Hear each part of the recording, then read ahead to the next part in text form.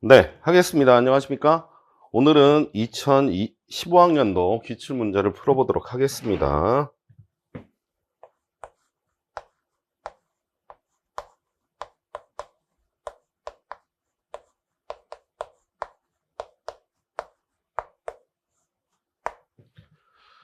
먼저 풀기 전에 14학년도에서는 제가 인트로 부분에서 여러분들이 연도별 기출문제를 어떻게 준비를 하고 같이 준비를 할 것인가에 대해서 말씀을 드렸다면, 이번 시간에는 제가 말씀드릴 게 연도별 기출문제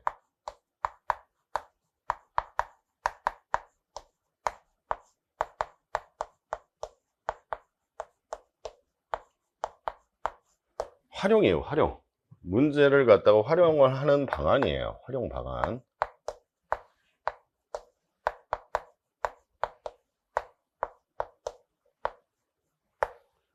당연히 첫 번째는 우리가 보려고 하는 평가 영역에 관계되어 있는 내용 요소를 확인하는 거죠.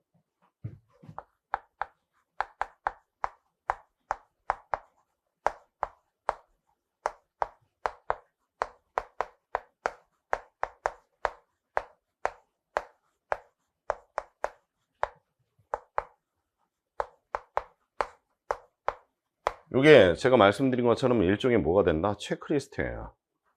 체크리스트.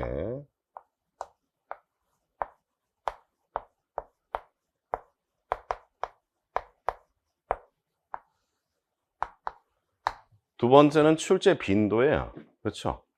이 영역이 자주 나오느냐 안 나오느냐. 그렇지?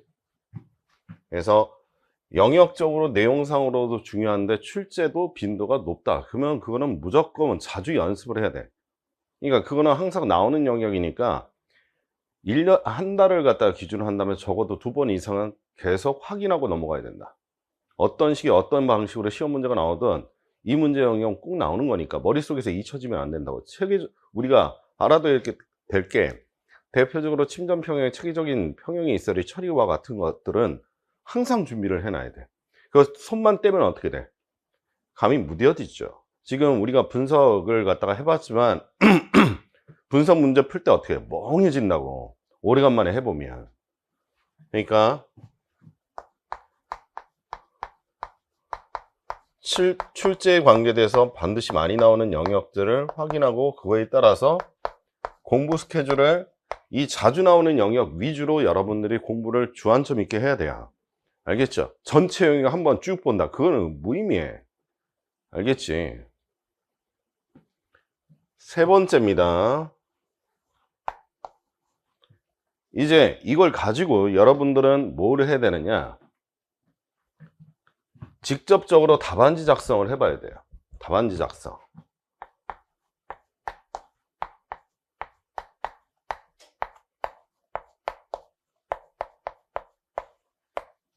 그러면 답안지 작성을 할 때 여러분 여러 가지 뭐 지금은 현재하고 차이점이 있을 거 아니야. 맞지? 그래서 기억. 예를 들어서 2점과 3점짜리는 몇 점짜리로 만들고, 여러분들 몇 점짜리? 2점으로 하고 2점 기입형으로 여러분들이 하시고, 니은 4점 5점짜리는 5점짜리에서 구하는 과정 하나 빼고, 알겠지? 4점짜리로 서술형으로 만들 것이고, 10점짜리로 나와 있는 논술형은, 그리고 한 가지 말씀드릴 거는, 여러분 지금 이 프린트물로 푸시는 게 아니라, 알겠죠? 교육과정 평가원이나 저희 학원에 있어 기출문제 뽑은 다음에 A4 말고 B4 사이즈로 해서 그 자리에다가 풀어야 돼요. 알겠죠? 시험장과 동일하게. 그래서 요거는 4점짜리 몇 개로, 두 문제로, 만약 제 전공 영역이 이렇게 나와 있다면, 만약 교과교육론에 해당해서 있다면 여러분들은 교과교육론까지 포함을 해서, 알겠죠? 총 몇 점에 해당해서 80점을 2교시와 3교시에 대해서 전반적으로 여기는 6위까지 포함을 하는 겁니다. 진행을 하셔서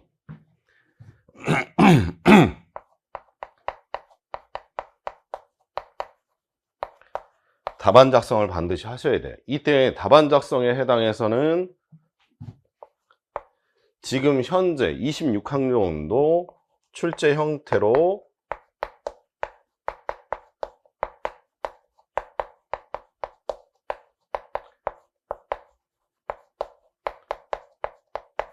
바꿔서 하시고, 맨 마지막에 해당해서가 제일 중요한데 반드시 각 문항당에 해당해서 내가 문제 푸는 것부터 답안 작성까지 얼마만큼의 시간이 걸리고 있는지를 타임 체크를 해야 돼요. 시간 체크.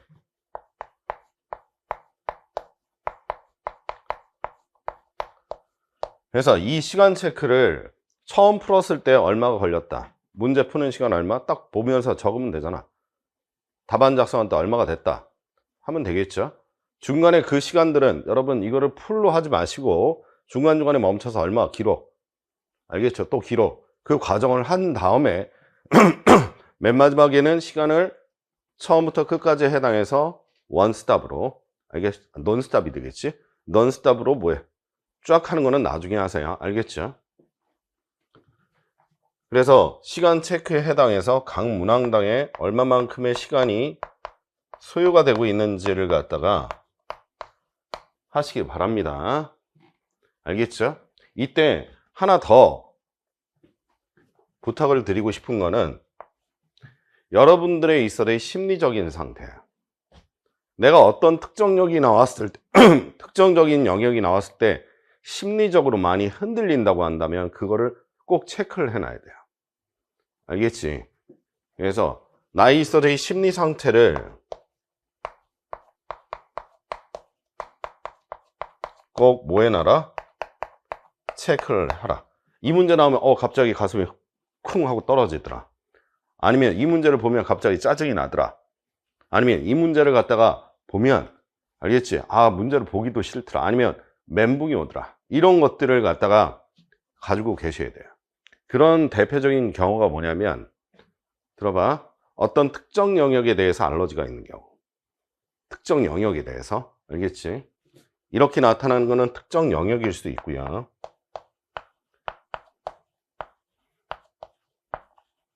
물리화학은 너무 좋은데 유기화학은 너무 싫어. 반대인 경우도 있죠. 유기화학은 너무 좋은데 물리화학이 너무 싫어. 극단적으로 치닫고 있는 특정적인 영역.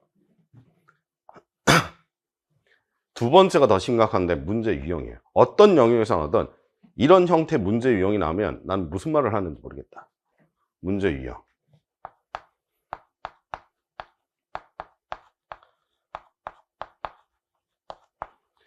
특정 영역은 공부를 계속 지속적으로 하면 해결이 될 수 있어요. 그런데 문제 유형은 여러분들이 나한테 얘기를 안 해주면 그걸 해결을 못 해.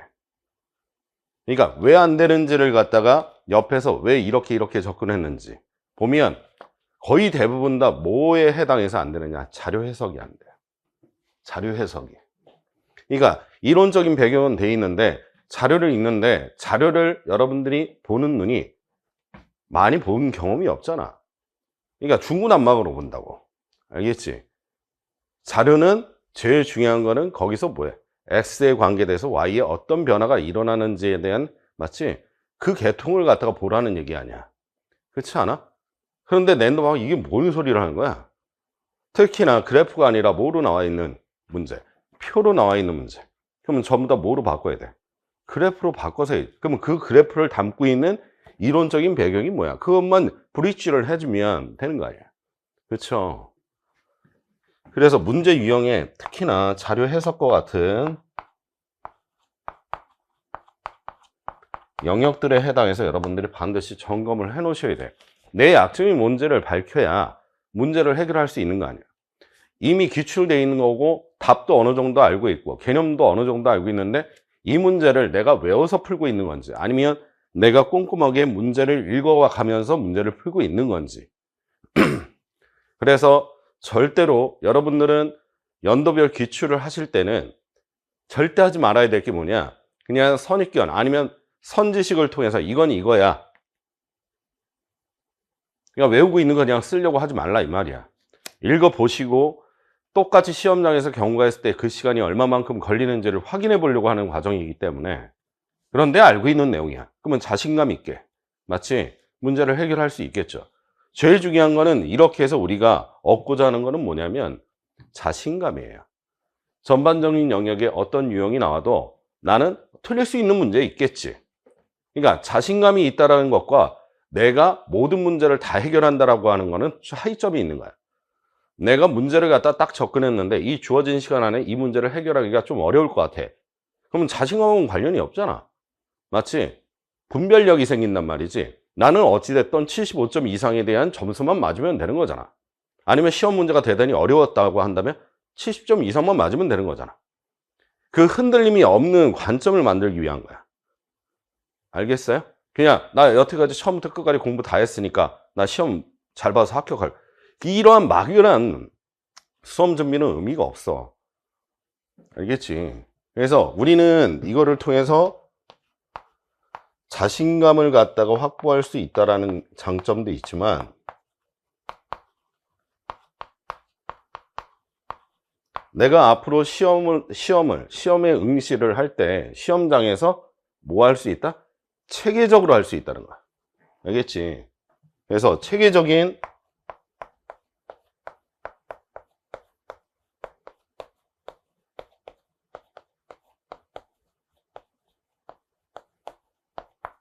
이러한 시험 응시 준비를 뭐 해보려고 하는 거예요? 해보려고 하는 거예요.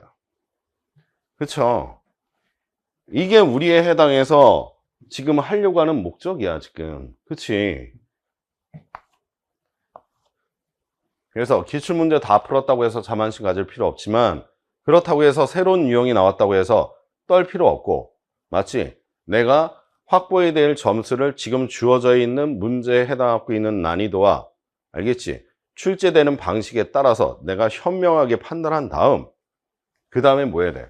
내가 득해야 될 점수만큼을 갖다가 빠르고 정확하게, 맞지? 답안지 옮겨 쓰고 거기에 관계되어 있는 내가 기준 삼았던 절차에 따라서 흔들림 없이 1교시, 2교시, 3교시를 시험을 여러분들이 잘 응시하는 게 핵심이에요. 그쵸? 이거는 연습이 되지 않으면 그렇게 할 수가 없어요. 근데 여러분들은 1년에 딱 한 번 시험장에서 처음 연습해 본다. 말이 안 돼. 보통 그러잖아. 그러니까 시험을 잘 볼 리가 없지. 제가 배드민턴 선수였지만 배드민턴 책으로만 공부했어. 한 번도 안 치다가 거기 가서 처음으로 시합했어. 이게 무슨 의미가 있어요? 그러니까 제가 배드민턴 선수를 할 때 저랑 비슷한 실력이 있는 사람들과 경기를 했을까요? 아니에요. 저보다 실력이 나은 중학교, 고등학교 나서 심지어는 성인들하고 경기를 했다고. 왜? 내가 이겨야 될 상대는 나보다 실력이 좋을 거라는 가정하에서 하는 거니까. 그러니까 기존에는 받아낼 수 없었던 공도, 속도도 엄청 빠를 거 아니야. 파워도 엄청 셀 거 아니야. 그렇지? 키도 클 테니까 스매싱으로 하면 수직적으로 들어올 거라고. 그런 다양한 공들을 직접적으로 모으면서 받아내면서 내가 저 사람의 약점을 분석을 하는 거지. 그럼 총 5세트였으니까 1세트는 어떻게 활용하고, 맞지? 그러면 나보다 센 사람이 일단은 그 사람의 약점을 찾아야 될 거 아니야. 굳이 내가 체력 소비를 할 필요는 없고 대신 저 사람의 체력 소비가 일어날 수 있는 방안들을 생각해내야 되겠지.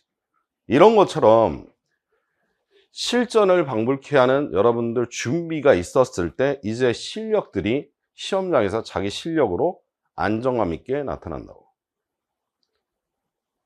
여러분 그 여자 배드민턴 선수 한번 경기 한번 보세요. 어떻게 하는지. 상대편은 되게 당황해서요. 근데 이 사람은 예를 들어서 자기가 경기하고 있는 그 과정에서 내가 질 수도 있고 이길 수도 있잖아. 맞지? 순간순간에. 그런데 전혀 흔들림이 없어. 자기 약점을 안 드러내려고 해. 그러니까 상대방이 오히려 그거에 대해서 지치거나 감정적인 소비 때문에 주저앉게 만든다고. 여러분들이 시험장 가서 그렇게 되면 안 되잖아. 그러니까 낯설음이 정말 무서운 거야. 낯설음이. 낯설면 절대로 안 돼. 내 안에 모든 게 다 있는데 내가 시간만 있고 옆에 책만 있다면 이 문제들을 다 해결할 수 있는데 주어진 시간 안에서는 내가 해결할 수 있고 그 다음 내가 합격할 수 있는 점수는 이 정도로 해서 내가 마무리를 해주겠다. 맞지? 그렇게 안착화가 되면 여러분들은 실제 시험장에서는 더 좋은 점수를 받아요. 그런 것들을 우리가 한번 만들어 보자고 처음 이거를 출발을 한 거고, 7, 9월에서는 이제 문제가 생소한 문제들이 나오겠죠. 그런 문제들에 대해서 답안은 또 어떻게 써야 되고, 실적으로 시간이 좀 오래 걸렸던 부분은 어떻게 단축을 할 거고, 여기서 변형된 유형이 만약 시험장에서 나온다면 나는 어떻게 빠르게 대처해서 좋은 답안을 써서 주어진 시간 안에 해결을 할 것인가에 대해서 차근차근히 수위를 끌어올려야 되겠지. 그러면서 모자라는 부분의 지식들을 뭐 하는 거야? 채워가는 거지. 한 번에 모두 담을 수가 없으니까. 그렇지 않아요? 그런 것들을 여러분들이 신경을 써줬으면 좋겠습니다. 알겠죠? 그래서 15학년도 하기 전에 제가 요 간단한 멘트를 먼저 해드렸습니다. 알겠죠? 이제 오른쪽으로 옮겨서 15학년도 문제를 풀어보도록 하겠습니다. 이거 지우고 할까요? 지우고 하겠습니다.